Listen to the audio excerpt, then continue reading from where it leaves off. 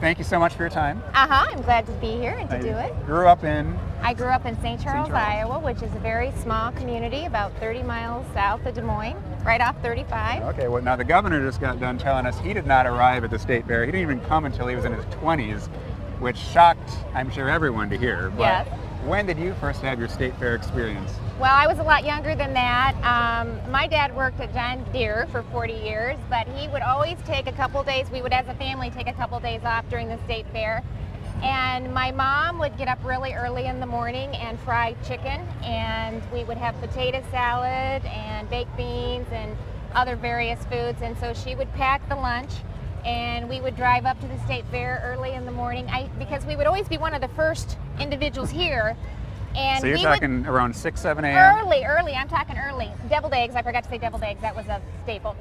We would get here early, and I think my dad thought we would always get front row parking, and they would always head us clear to the back because they would park from the back and move in.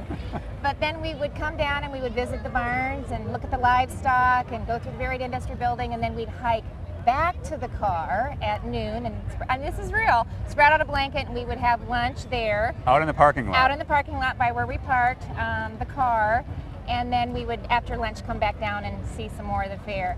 And then we, it was, we just didn't have a lot of extra money, so we got one food item at the state fair, so that was always kind of another fun thing to try to decide what we were going to get. Your dad was a practical soul, wasn't he? He was a practical soul, yeah. One item. And my mom, one item. So, yeah. Well, that begs the question, what was the one item? Well, it's kind of crazy, but back then, one of the things I loved the chocolate dipped banana on a stick. I know, it's crazy. And, I think there was one booth that had that. I saw some girl eating it the other day, so I know they still have it out there. The memories came flowing there back. There we go. Yeah, it was kind of hard to find, but we found it.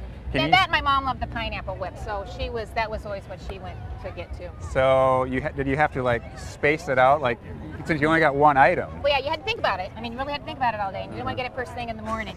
Anyway, that's my fair memories, and I have 2 of my grandchildren are at the state fair today with my husband and 2 of my daughters, so hopefully I'll get a hookup with them somewhere, so hopefully they're deciding what one thing they're going to get. Your kids or your grandkids, anyone show anything here or do any of the contests or anything? No, this is my daughter and son-in-law and 2 grandkids from Kansas City, so they came up last night, and we got to see them a little bit last night, and then they got here early this morning. They watched the Veterans Day Parade. In fact, I had Gavin up on the podium standing with me. I was so proud of him. He put his hand over his heart, and when they did the national anthem, and then he was ready to get down. He didn't want to stay up there very long, but he's not quite 4, so he's not very old. Now that's an Iowa State moment. That gives you a little insight probably into how your parents looked at the fair when they brought their kids, right? It's so fun. Kevin's taking them around the barns now, so hopefully they're going to get to interact with some of the livestock.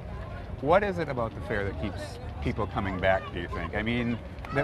There's so much that doesn't change every year, so you can say I've done it and I've seen it, or is that the key to their success? Well, I think that's kind of the key, because we have to laugh. We almost could retrace our steps, verbatim from year to year.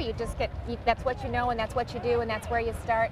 But the other thing is, it's just there's so many people that come. You see so many friends and family and different people that you haven't seen for a while.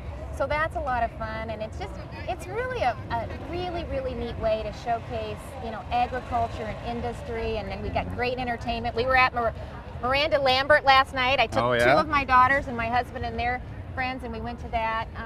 So it's just a great way to meet people, see old friends, and have some fun. Well, are you going to take the family out to the parking lot for a picnic today? Well, no, for old time's sake? I didn't get up at 5 o'clock and cook. I think they think I forgot how to do that. But I hope I get to meet them for lunch. Maybe a pork chop on a stick. So. And maybe let them have a second item. There we go. Maybe Grandma can buy that second item. So thank you very much for your time. I appreciate it. Yep, thanks a lot.